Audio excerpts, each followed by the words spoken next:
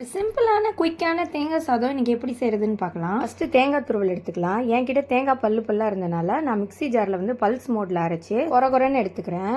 நான் இந்த தேங்காய் சாதத்தை வந்து தேங்காய் எண்ணெயில் தான் செய்ய போகிறேன். அதனால பியோரான ஒரு சாப்பிடக்கூடிய தேங்காய் எண்ணெயை நான் எடுத்துக்கிறேன். சூடான ஒரு பேனில் 2 குழிக்கரண்டி தேங்காய் எண்ணெய் ஊற்றி கொஞ்சம் கொஞ்சம் கடுகு ஜீரகம் போட்டு 1 ஸ்பூன் கடலைப்பருப்பு, நீங்கள் உளுத்தம் பருப்பும் கூட சேர்த்துக்கலாம். ஒரு கொத்து கருவேப்பிலை, உங்களுக்கு காரத்துக்கு தகுந்தாப்புல வரமிளகா, பச்சை மிளகாவும் இதில் சேர்த்துக்கலாம்.